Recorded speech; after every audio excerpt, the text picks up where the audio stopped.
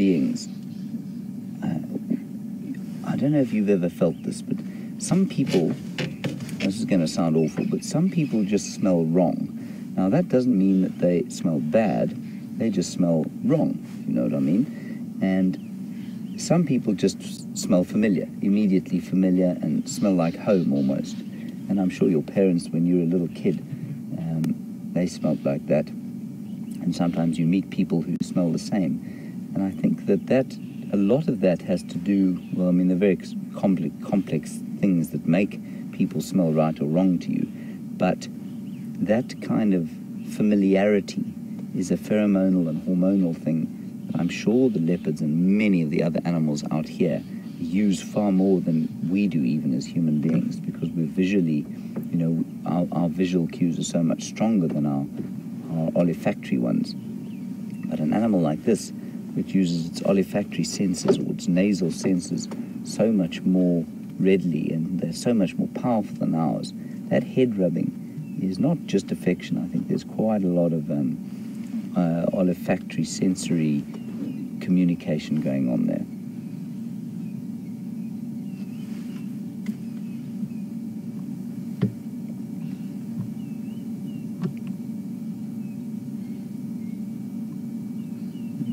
Time of the morning when everything is just starting to calm down from the expectance of the early dawn. That's what I'm starting to feel now.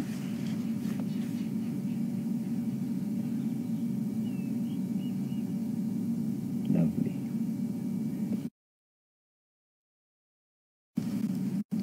And in the morning and half an hour later in the evenings, and that'll just help us to spend a bit more time when, you know, sort of when the animals are the most active, crepuscularly. Because now, in a month's time, at this time of the morning, it will already be about 30 degrees.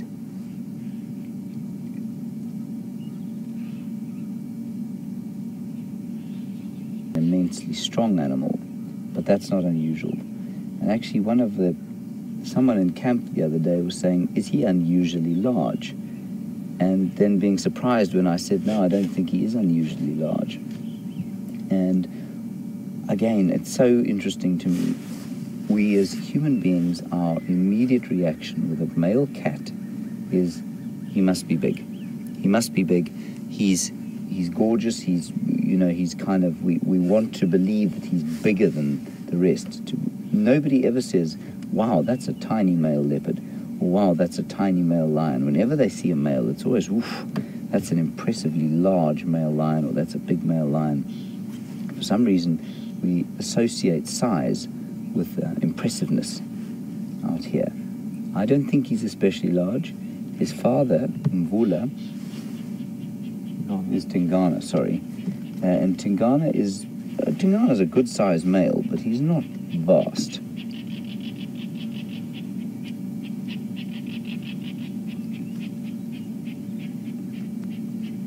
So just to go back to that, normally your people's first impression on seeing a male leopard or a male lion is, wow, that's a big animal. And on seeing a female, you can just hear a roller calling in the background there. On seeing a female, their immediate reaction is, oh, she's so beautiful, she's so pretty.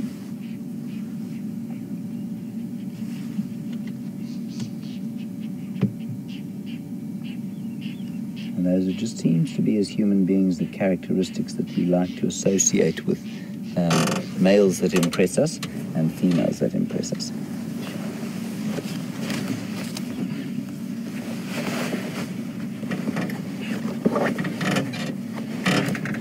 Excuse the noise, that's just me taking my jersey off and Jiga's groaning chassis under the vast mass that I'm putting on her.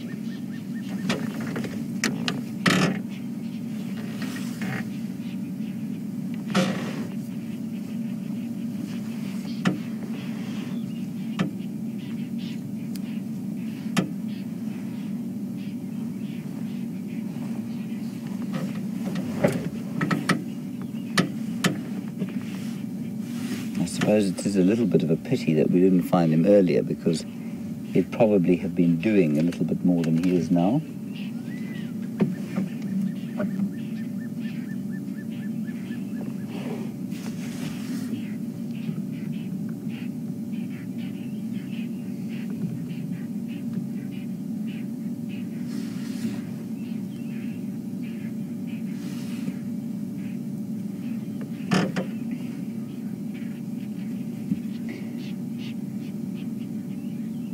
A young leopard like this, of course, is not entirely without threat. And his major threat at the moment is something like another male, a big male leopard. Even his father would be something of a danger to him. And I mean, he's sitting right dead smack in the middle of the boundary between Tingana and Mvula's territories. And so his major threat at the moment would probably be from Mvula. If I know Tingana is his father. Mvula, we don't know what he'd do if he came across this leopard, but most probably he would kill him. So that's a major threat here. And Jim Butler, you want to know what is the sort of major threat, or what are the most threatened young animals out here? So I guess the best way to answer that is to say, or to try and describe the animal that has the most, or the lowest growth rate, or lowest rate of, I'm getting totally tongue-tied here, lowest rate of a cub making it to maturity. So with these leopards, a young male leopard, I think you'll find the chances of him growing to become a territorial male are about 30%. But interestingly, young male lions tend to have about a 1 in 10% chance of making it to maturity. Sorry, I'm being attacked now by flies. So about 1 in 10 for lions, Jim. Of course, I mean, if we look at animals other than the sort of major big cats and those sort of animals that we look at, termites would have a terrible rate of success. So the alates would possibly less than 0.5% of them will actually make it to making a termite mound. So termites, I guess, would have one of the worst sort of success rates to maturity. But of the big animals that we see, I think the cats certainly struggle the most. Wild dogs also. Hyenas probably the most successful because they have that strong clan structure and they're not as susceptible to diseases and other predators as wild dogs are. But I think that you would find a male lion, because of the threats from other male lions, because of the pride structures and the way that they have to fight for their own food, I think that you'll find a male lion is the animal that has the worst success rate of cub to territorial male. So that would be my guess, Jim. Great question. Lots of discussion to be had around it. Young Sindile is still in sweet repose, and I don't believe that he's going to be going a great distance today. He has moved, I believe this morning, probably about 300 or 400 meters, but that's not very far at all.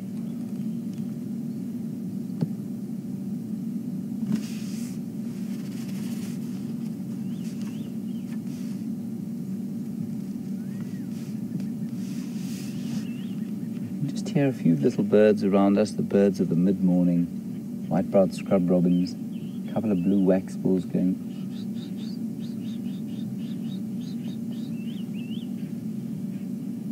Lark and the roller. Now while we're looking at this beautiful leopard, you can hear the odd roller going wah, wah, wah, wah in the background. And the Shangaan word for a roller is veve. And like many of the words for Shangaan, or Shangaan words for birds, veve is an onomatopoeic, and it comes from obviously the call. And they're starting to become more and more noisy the closer towards spring that we get. You think he lifted his head for my roller call then?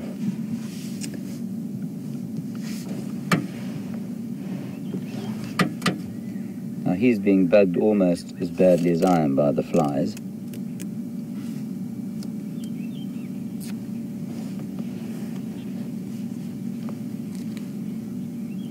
He's also enjoying the peace of the morning almost as much as I am.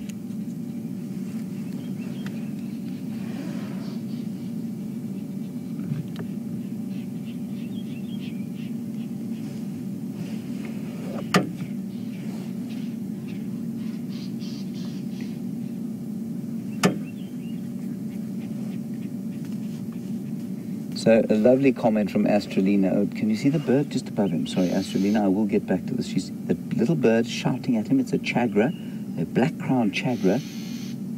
That's a psh.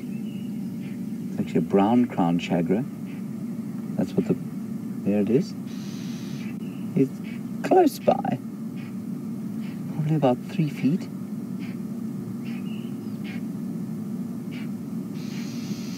In the bush that is shading young Sindile. And that is a definite alarm call. Basically saying, what are you doing here? Please go away.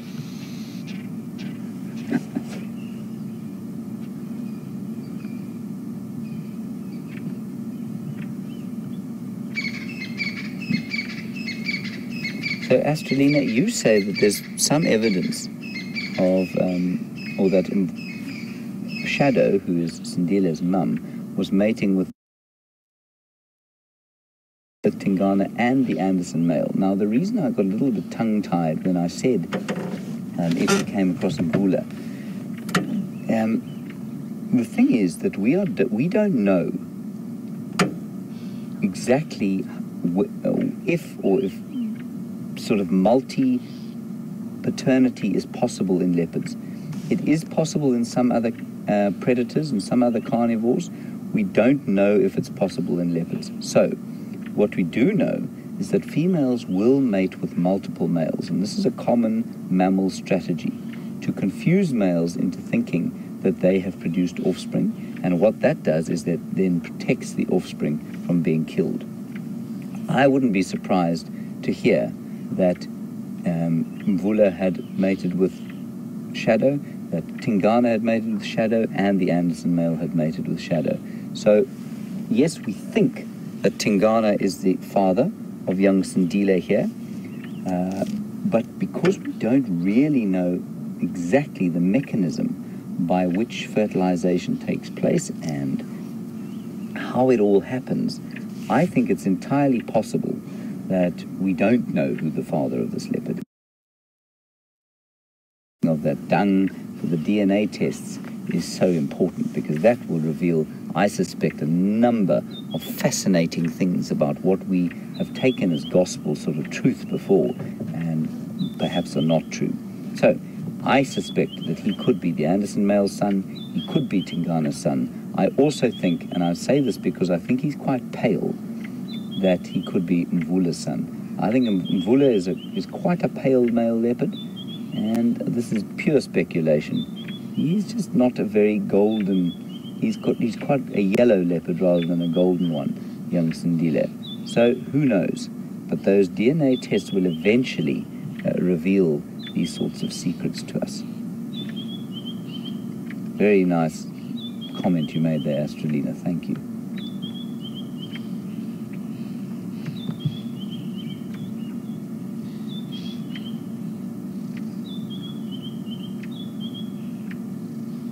The other classic example of an animal that does precisely that is a bonobo. Now, a bonobo, for those of you who don't know, is basically a pygmy chimpanzee, a small chimpanzee that lives in West Africa. And a bonobo is the classic sort of confused parentage and confused fatherhood. Infanticide is, like I've said before, was a big thing. Look, his eyes are still quite blue. Infanticide is a huge thing with mammals, a huge cause of infant death, and the bonobos will mate with everybody. Youngsters, old, beautiful little blue eyes here. I will get back to my bonobo discussion. Lovely little fellow. So bonobos will mate with anyone, often same sex apparently, young and old, and what that does is that it means that no male ever knows whether he has fathered a youngster or not, and that completely reduces infanticide. Whereas the other end of the scale, if you look at lions coming into a territory like we've just seen with the Birmingham males, they know that they are not the fathers of those Styx cubs, and so their first action was to kill them. And one of the ways that evolution has reduced that, has been to sort of, some species have reduced it is to evolve this sort of multi-paternity strategy. And I think leopards are a little bit along that course. He could not possibly be more relaxed if he tried, could he?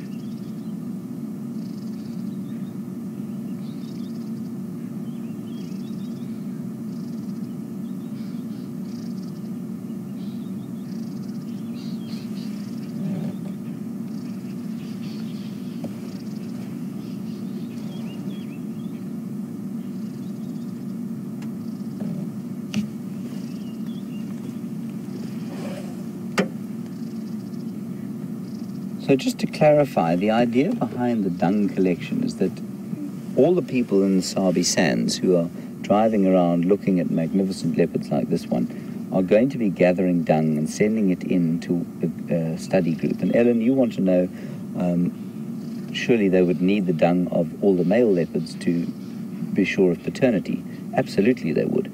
So the idea is that eventually Tingana's, the Anderson males, and Mvula's dung would also be collected along with Sindiles and Shadows and all the other leopards around here.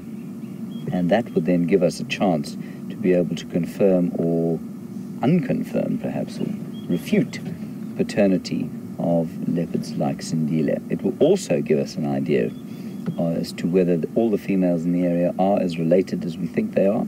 And I think that's pretty accurate. We pretty much know who's who around here. I'd say the paternity is going to be the most interesting thing. And especially, we will be able to tell how much inbreeding there is, because the only male in this area who doesn't come from around this area is Tingana. He comes from way to the south. And he's so, he's been a real injection of new genetic material, which after a while is very necessary in a cat population.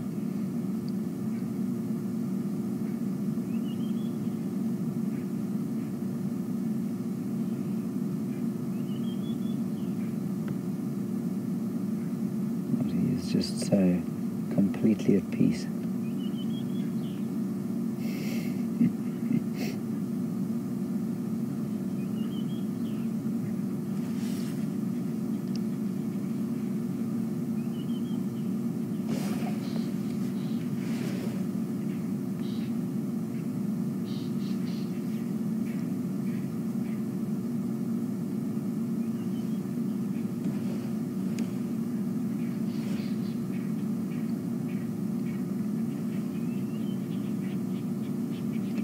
And then, just while we look at or consider the age of Sindile, he's just over a year old.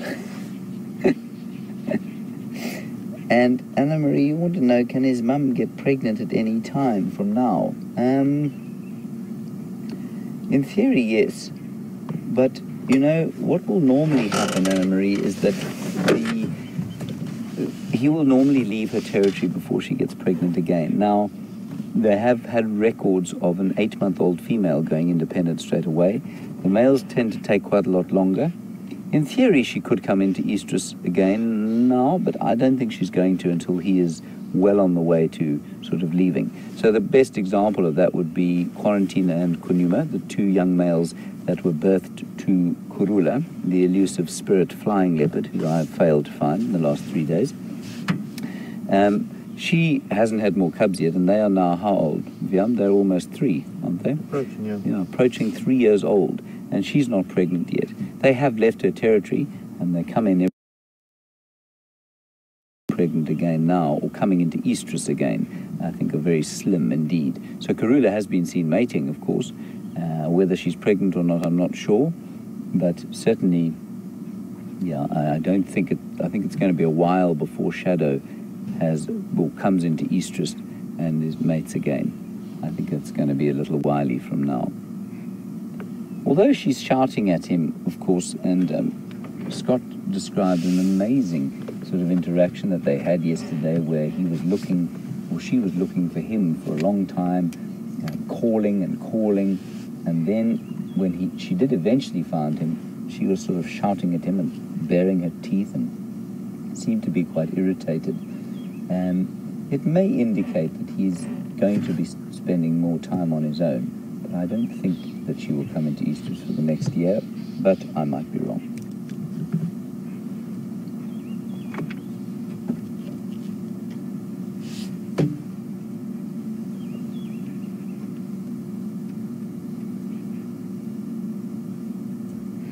On to Quarantine and Conuma, who those, perhaps some of you have never seen them, and I haven't ever seen Quarantine. I've seen Conuma, two almost 3-year-old male leopards who were born to Karula around this area, and they've just gone independent, and it'll be a year or so before they are able to take a territory.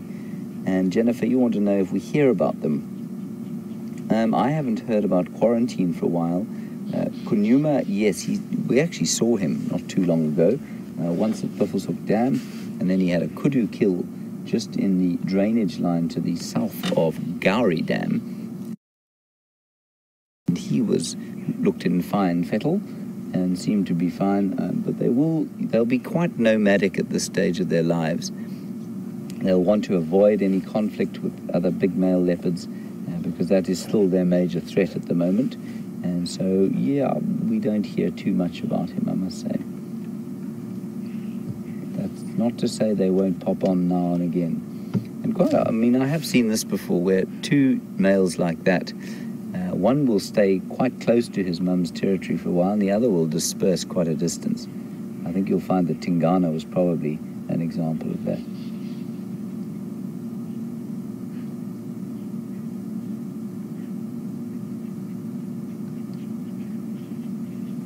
Just again, you can see how they don't rest like lions. I'm beginning to wonder if I'll ever see a lion again, but they don't rest like lions, leopards. They'll sleep for a while, and their head always comes up to look. They're always listening. A lion will go fast asleep when you can almost walk past them without waking them up. You'd never be able to do that with a leopard. And they obviously just have to be that much more aware because they're that much smaller.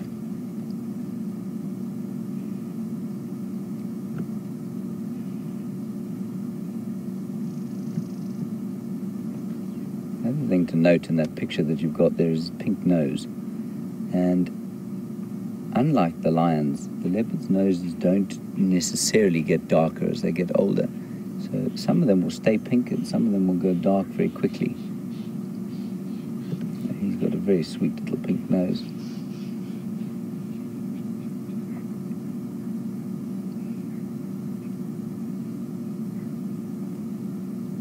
And one of the difficulties, Jennifer, just going back to your question about Quarantine and Conuma, one of the difficulties of knowing where they are is that not everybody can identify them, A, and B, not everybody is sort of paying attention, like so many of our great viewers, to exactly what they look like and how they're identified and that sort of thing. So let's say he pitches up somewhere in the Manileti where there are not many safari lodges, there are 2 or 3, and if Quarantine or Conuma pitch up there, would they recognize him? Would they know where he came from? Would they be able to track where he came from? Who knows? I don't know. I think the chances are fairly small. And then, I think what does happen a lot in this area, especially with males that disperse and females that disperse, is that when a new male or female arrives in an area, we immediately try and decide who it is, as if we must know, as if it must have come from some female, that we knew. So maybe if another male came into this area and disappeared and came back, maybe we'd think it was Quarantine. I think we'd be able to identify him. But you can see how that situation might arise in an area where they don't have such a good handle on what leopards are what. And so there can be misidentification. And that, again, is doubly why that DNA study is so important.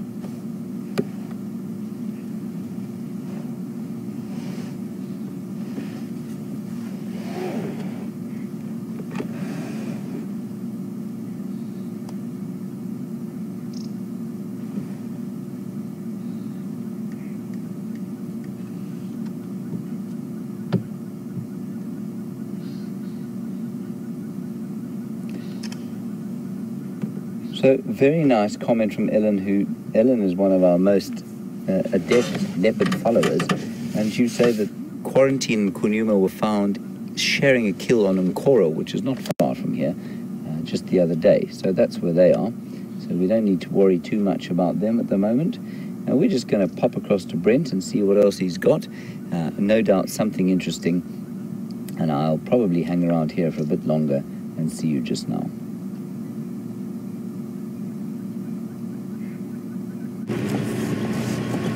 Welcome back, everyone. Having a great time with James and a flat Sindile. We have been in search of Madam Karula, who is giving all of us quite a hard time in the tracking department at the moment. And I've just walked through this myriad of drainage lines to the east of me here, and still no sign. But I'm confident she's still in the area. We thought she might have had a kill around. I mean, we found her on foot yesterday, but in these drainage lines where we can't get a car. So we'll definitely keep checking this area. I don't think she's going to come out this morning, so we might head a little bit further to the west and see if there's anything happening that side. And Scotty's been off on foot looking for the hyena den. No luck there yet, but hopefully we will be able to find the new hyena den in the not too distant future. And as it gets warmer, starting to roll up my sleeves.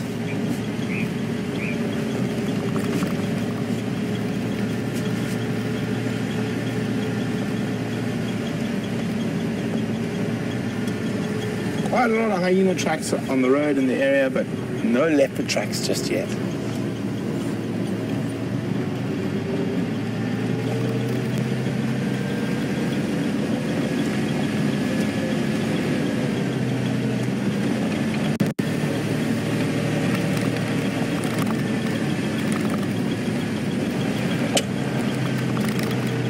So we're all sort of wondering where the hyenas might have denned, and everyone's got their own little theories. It's more than likely not to be more than a kilometer or two from the current 3 dens that we know about, 2 that are used very regularly and 1. It is possible they might have moved a little bit further out of that area, as I said, not more than a kilometer or 2, and hopefully we are able to find them. I don't have any theories exactly where they might have gone yet. I'm going to wait a few more days before I throw my hat into the pool about where the hyenas might be, check the road, see where there's a lot of activity in terms of tracks, fresh latrines, things like that, before I sort of make up my mind exactly where the hyena den might have moved to.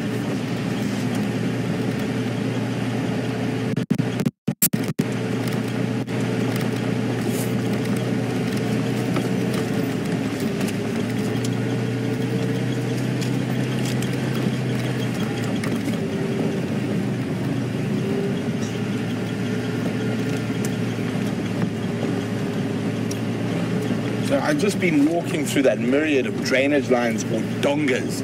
Donga is a very South African word. Jim from California is wondering what drainage lines are. Well, Jim, they're basically washers, I think you might call them in the States, where water flows during the rainy season, but it doesn't flow all year round. So it's sort of little streams, but they're dry for the majority of the year, and they'll only flow when it rains quite a lot.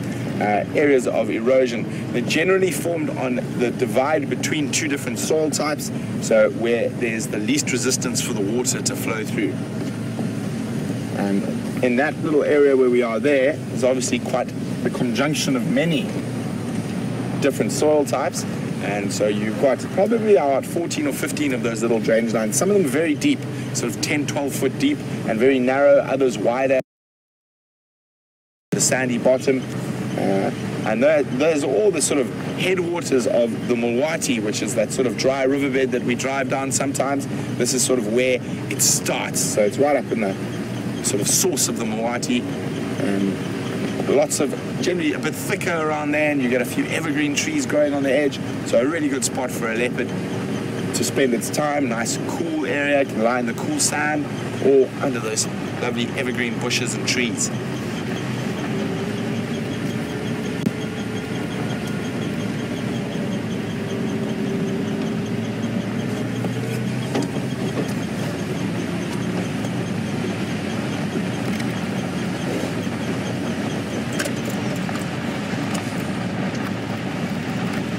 freewheel down the hill.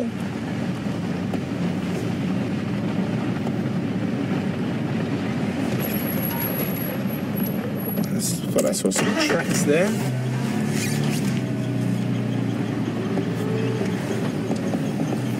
There are tracks, but they're not the tracks we're looking for.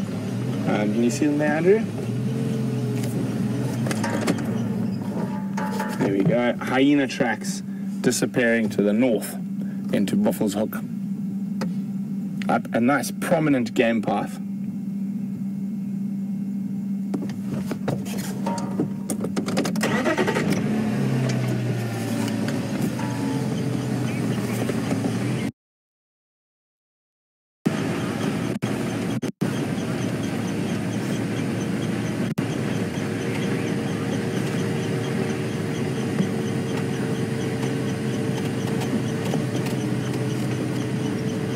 So I know you guys have been having fantastic sighting with young Sindile on his back, showing that sort of white, fluffy underbelly. And Terry on Twitter is wondering, there's quite a few animals, leopards, even lions, impala, that have this lighter underbelly advantage. The only thing I can think of possibly, and I might be completely wrong, and I am venturing a guess here, is that it could be for heat, the loss of heat, and obviously white doesn't attract as much heat as black. So if you had a black belly, it could become very warm, and white maybe will let go of some of the heat. But I'm not 100% sure. If any of you guys can get any on the interwebs, I would much appreciate it. Why certain animals have a white belly?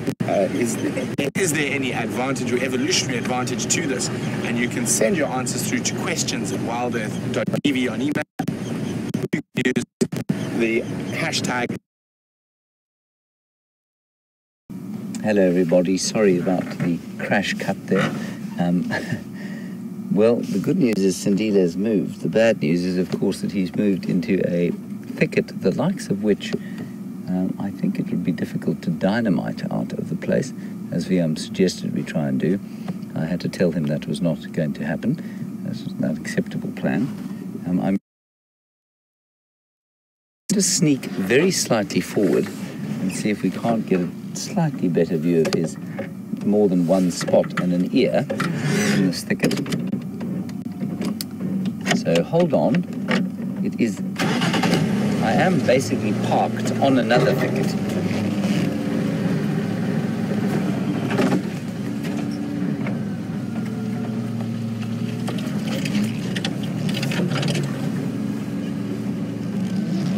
What I don't want to do is make things unpleasant for young Sindile. I think that's probably about as good as we're going to get, Jam.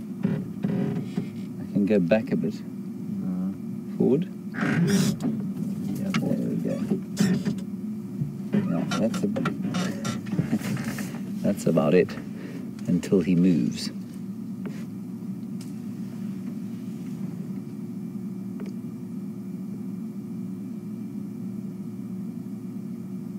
He's a magnificent fella, and you can just see his head there. I know it's kind of obscured by a couple of trees.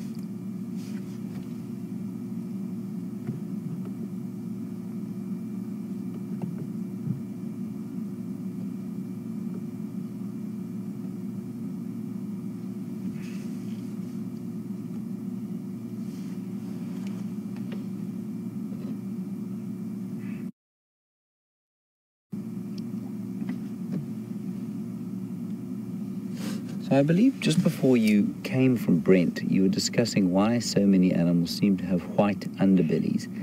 And there are a number of reasons for it. For a leopard like this, I'm not particularly sure. But I'll tell you what the best example of a white underbellied animal is something, and it's a long discussion to have. I'll give you the short version, unless you're particularly interested. I don't want to put VM to sleep, he'll fall off the back of the car. But basically, if you look at something like a springbok, which is a gazelle and the national animal or national mammal of South Africa, the springbok has a number of interesting color adaptations, and they're almost like an impala. You can look them up on the internet there, look at a picture. And they have a white underbelly, and they normally live in very hot desert areas where, of course, heat balance becomes an enormously important part of life.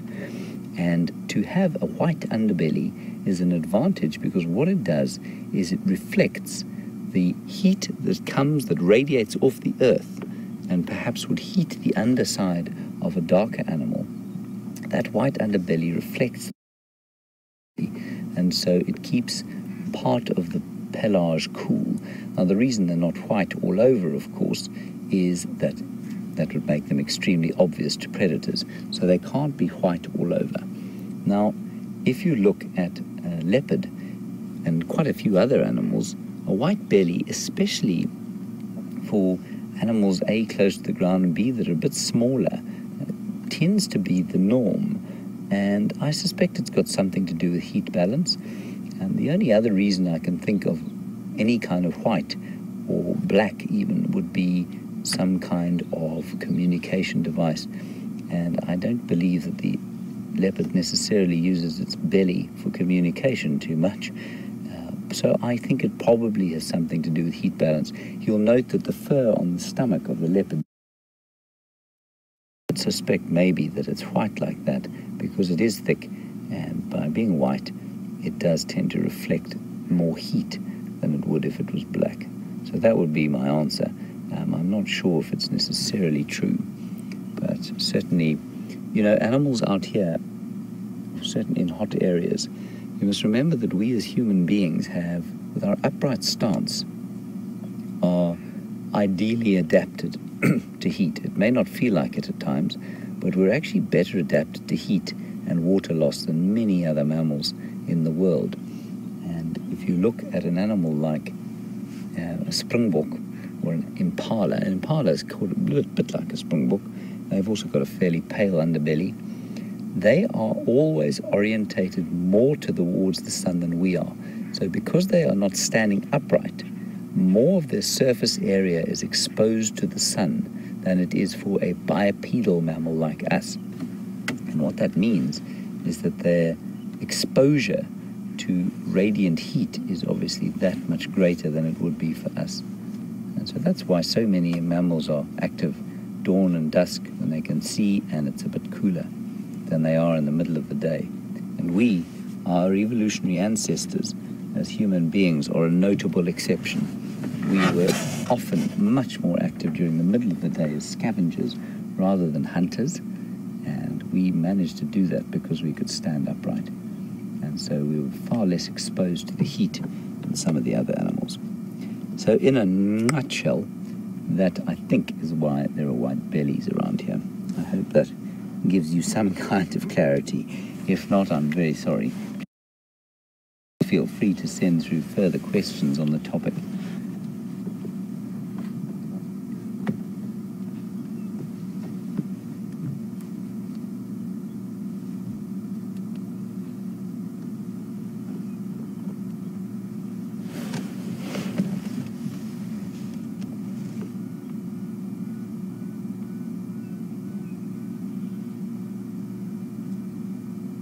Cleaning himself gently in the shade.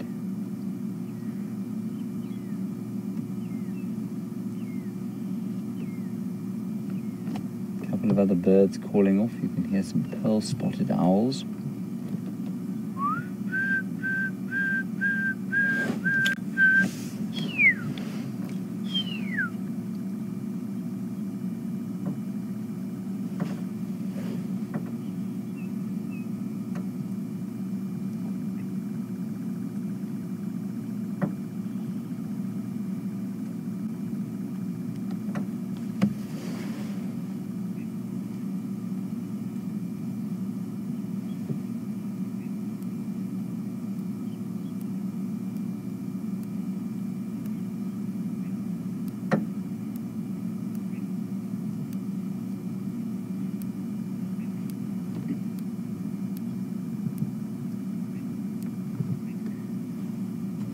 So just a little recap about what happened yesterday and what was going on yesterday. Obviously, Shadow came through.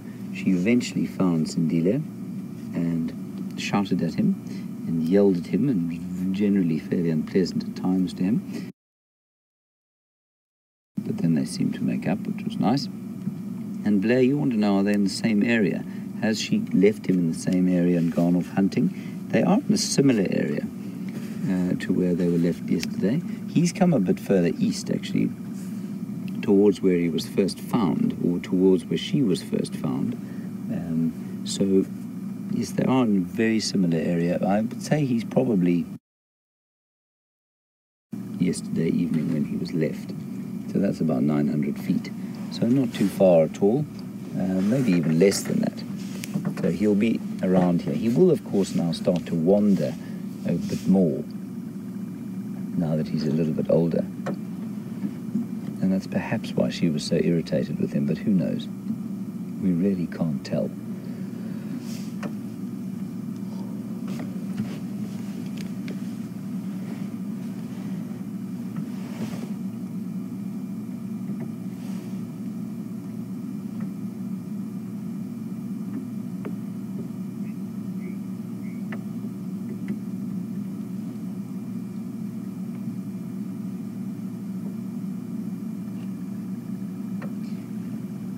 And I believe you also saw this little fellow with a Franklin yesterday. Now that's perhaps well, I think he's making quite a few kills on his own, but we've also seen him with a dead dwarf mongoose before.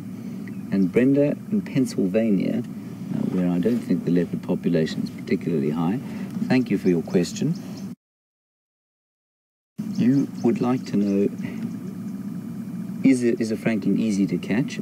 No, a Franklin is not easy to catch. I've tried to catch many in my time and failed every time. They're not particularly easy. Nothing out here is easy to catch. And you want to know, will he carry on doing that into adulthood? Will he keep eating them? Brenda, the answer is absolutely he will. Leopards have an extremely Catholic diet, so they'll eat just about anything they can. From lizards to frogs to franklins to dwarf mongoose, obviously. Domestic dogs are a particular favorite in some areas. And then right up to, of course, wildebeest size, or there is a record of a male leopard killing a giraffe. But they will eat whatever they can. They're completely opportunistic about what they eat. And I suspect, while we do see Shadow, for example, is a nice example, very accomplished huntress, she does go off and hunt steenbok and duiker and impala and that sort of thing. I suspect she probably nails more franklins than we know about, and likewise he will do the same. I've never seen this leopard thin. I've never come across him and thought, gee whiz, he's looking a bit skinny and hungry, which the cats, if they're hungry, they're just thin. I think that he is regularly killing a few things on his own. Franklins, as we've seen, dwarf mongoose, he's probably picking up the odd lizard, perhaps even the odd bushveld rain frog like that Roller was eating. So he's just not thin. He may have even killed a steenbok or two on his own, who knows. So he'll carry on doing that into adulthood. Yes, probably the ratio of large prey to small stringy franklins will change, but he certainly will take them all. Thanks, Brenda. That's a nice question.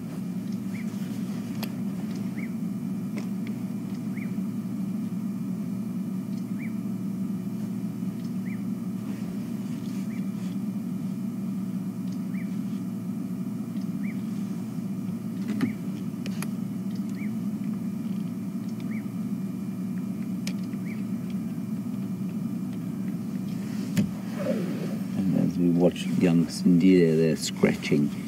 You can see perhaps some of the muscle definition on his back legs and in his shoulders. And Sibusiso, you want to know about them chasing versus stalking and pouncing. And they are ideally adapted, Sibusiso. They don't chase like a hyena does or like a cheetah. They're adapted to a very short, very fast sort of 10 or 20 meter sprint and then pounce. And their muscles are such that they are basically designed to wrestle whatever they have to the ground and then kill it quite quickly. Completely unlike a hyena, which is adapted to coursing or chasing. A wild dog's the best example of a courser, or a cheetah is also a very good courser. And to course means to run a great distance or to chase something down over a distance. basically to exhaust it. And that's what the cheetah and the wild dog and the hyena do.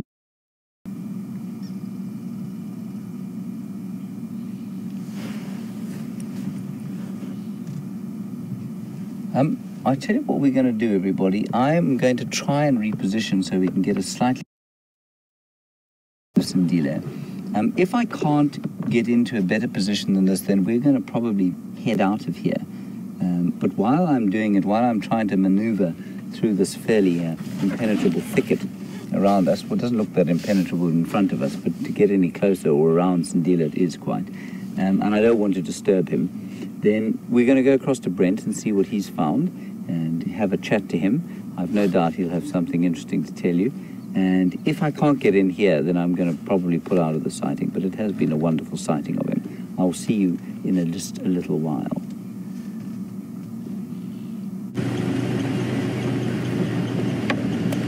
Welcome back, everyone. While James just moves to get you a better view of Sindile, I'm going to join Andrew and I for a little bit. We continued searching that area around where Karula was last seen. Unfortunately, no tracks.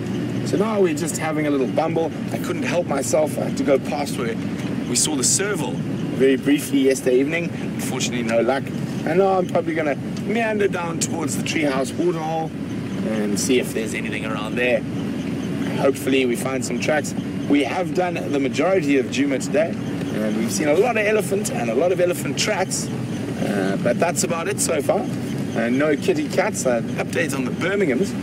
They are 2 are on Torchwood and 3 are on Buffalo's Hook, but very close to each other on the boundary between those 2 properties, and about 100 meters from the Kruger National Park boundary. And they caught a baby buffalo last night, and it seems like they finished that whole thing before the drives were even out this morning. So they are fat and happy lions, and probably not going to move too much during the day today. I think it's going to be quite a hot day. So if they do move back towards us, it's going to be probably after the sunset safari this evening. So tomorrow morning might be a good time to look for those Birminghams.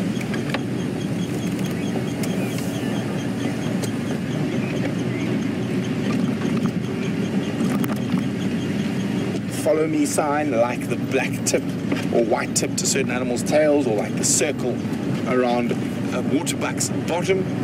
Chris, I don't think so. I think it is probably more to do with the release of heat. It's very unlikely that most of the time that is not very visible, only when the animals are lying down, and even then they have to be sort of lying on their sides or on their backs. I think it's more to do with the release of heat than it is to do with any sort of follow me signs or anything like that.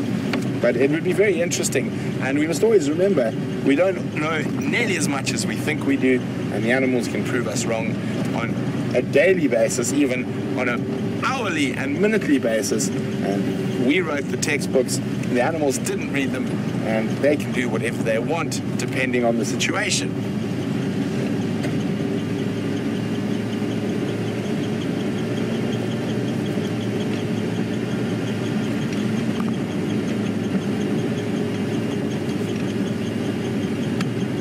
About to meander down towards, we're just going down Philemon's Dip, and then we're going to head slightly more south down towards the waterhole at the treehouse and see if there's anything around there.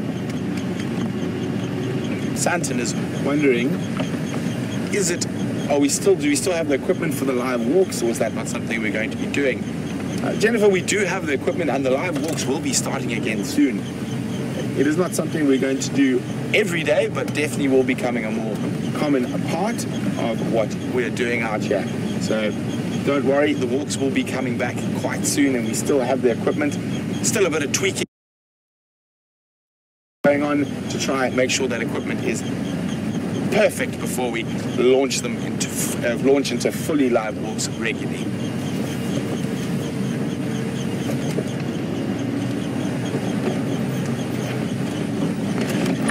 Even the zebras are away today. So James has managed to put himself in a better spot with young Sindile. So we're going to cross back to him, and we're going to go check out what's happening at Treehouse.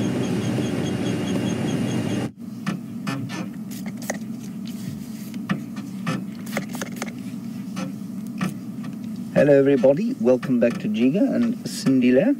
who has repositioned himself very neatly in the lee of a fallen knobthorn tree, probably so placed by an elephant a little while back, quite a long while back, given the number of gwarries there are growing about it. And he seems to be very relaxed. He's also browsing a little bit. I think he's actually showing signs of what I would say was boredom.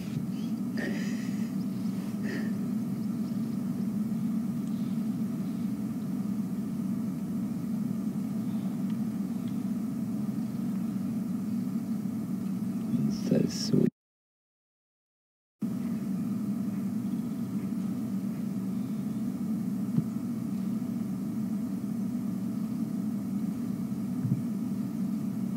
Not very nice, are they, Sindile? I've tried them myself. They taste pretty foul. Yes. They also dry my mouth out. Tap, tap, tap, tap.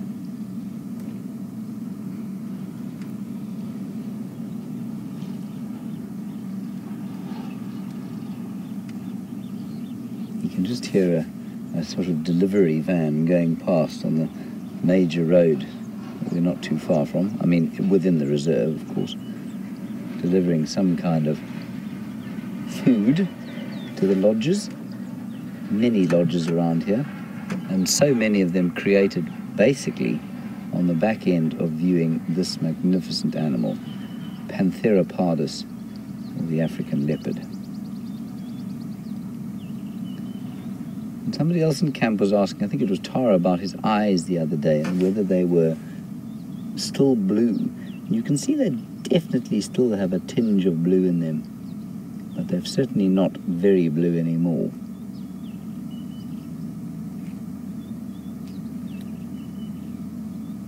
No, that's wonderful.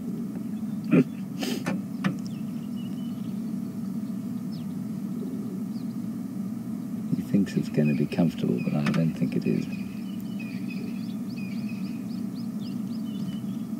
He's very sweet.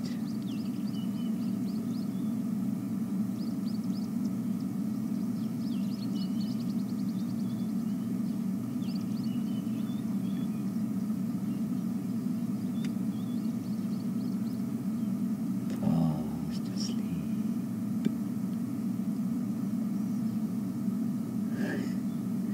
So I'll just give you a little bit of a sensory update of what's going on around here. It's now probably pushing 20 here. The robins are calling. There are a couple of chin spot batises going. One or two francolins fossicking about the place. And there's a lovely kind of calm that has descended over the bush, and you can see that he's feeling that completely.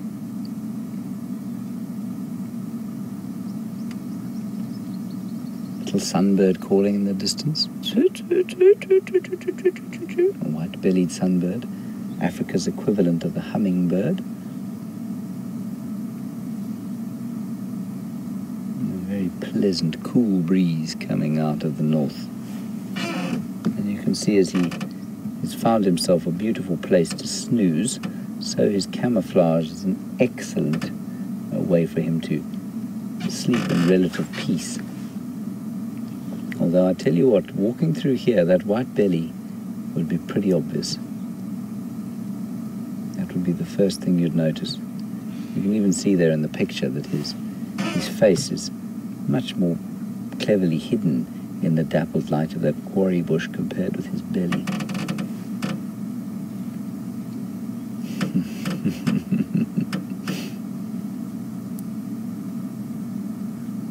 Such a sweet little fellow.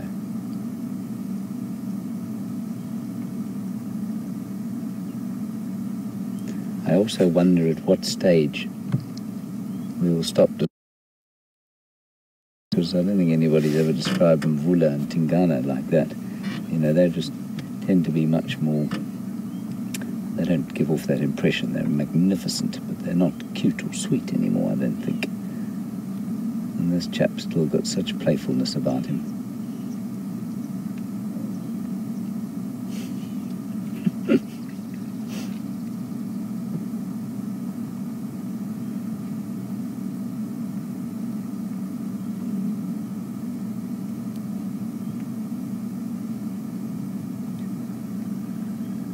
crested barbet.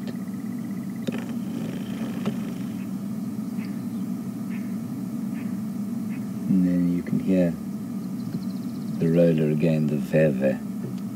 Quack, quack, quack, quack, quack.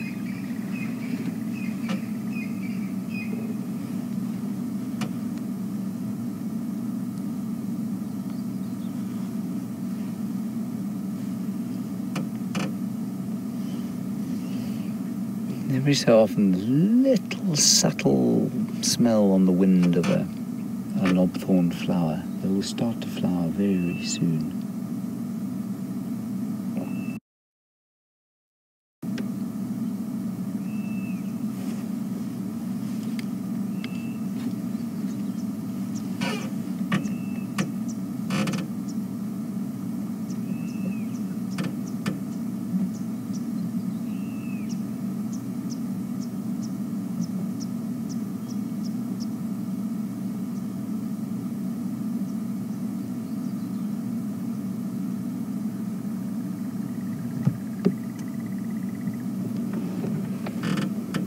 So while we take a last few glimpses of young Sindile here, Wild Dog Pup, you asked an interesting question. You say you were in Zambia and your guide told you that, let me try and get this right, that impala are dark on top, lighter on the sides, and then white on the belly to help them, I think, blend in easier into the shade. Is that the question? Yes, I think that's definitely got an element to it. But I think that white color has a huge heat balance implication, and certainly the darkness on top the darkness on top is a very good way for them to be hidden in the shade. But now, what I want you to do, Wild Dog Pup, next time we see an elephant or a waterbuck or a duiker, just look at how brilliantly that grey colour that they have blends into this winter bush, compared with an impala or a steenbok, which, when the bush is like this, which is, is for 3 or 4 months of the year, and it's at the time of the year when, there's the least to hide behind. I've only just thought of this now, I think that red chestnut, beautiful chestnut colour that impala and steenbok have, I'm just wondering why they are that colour and rather than grey. Because in this kind of vegetation where there's the least to hide behind, it's not nearly as effective, to my mind, as something like grey would be. So that's quite an interesting one. Thanks, Wild Dog Pup.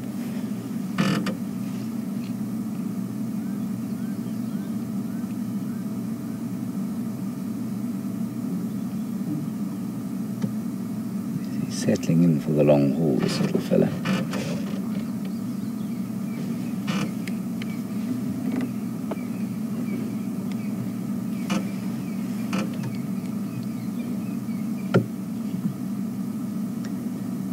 We're just going to nip across to Brent quickly for him to wrap up and say bye. We're going to stay here for a little bit longer with Sindile, and I will see you just now.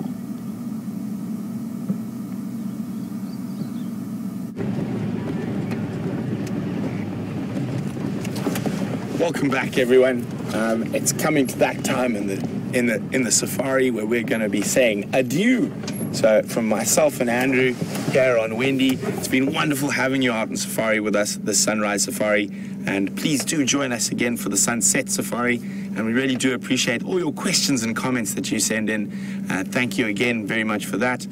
So from Andrew and myself, you won't be seeing me on the Sunset Safari, you'll be seeing Scott and James, and I'll be back on the Sunrise Safari. What a wonderful morning with those Ellies, and hopefully we do manage to find Mr. Wrinkly Bottom in the next couple of days. I'd really like to catch up with him after being away for a while. So always great to spend time with Ellies, and we are going to be seeing quite a lot more Ellies as the dry season progresses and they're forced to move bigger distances between water and food. And hopefully over the evening those Birmingham boys decide to come back to visit. So it's been really, really wonderful, and I'm sure there's going to be lots out there on the Sunset Safari for us to have a look at. I'll be out tracking, but for now, have a wonderful morning or evening wherever you might be, and we'll see you later.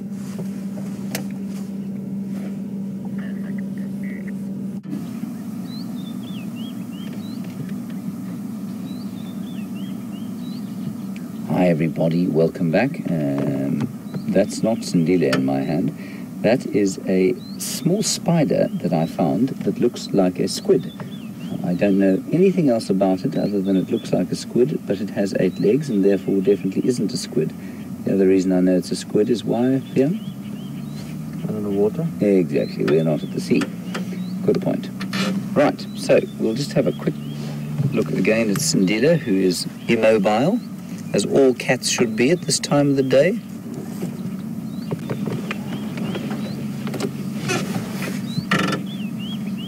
Resting gently in the shade as he is.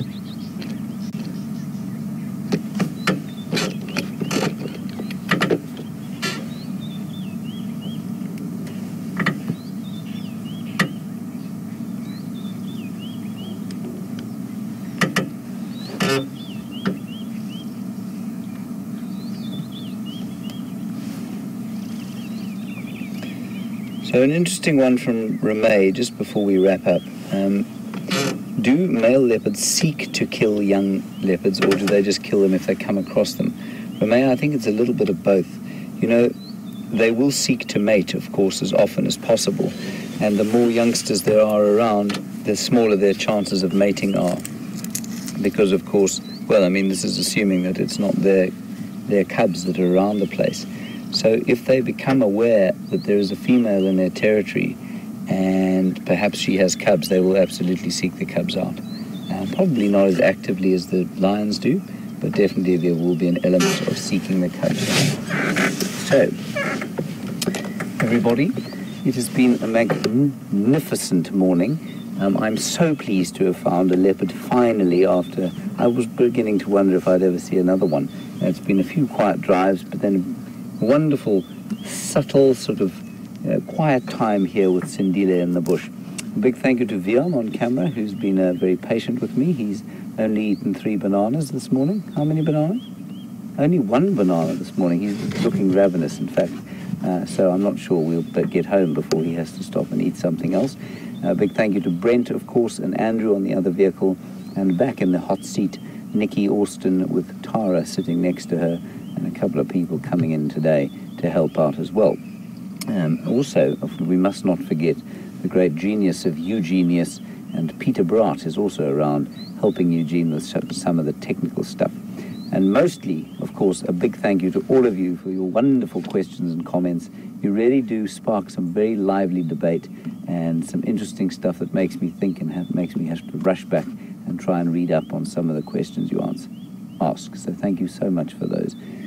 We're going to leave you now, and we'll see you hopefully this afternoon, wherever you happen to find yourself on our magnificent blue planet.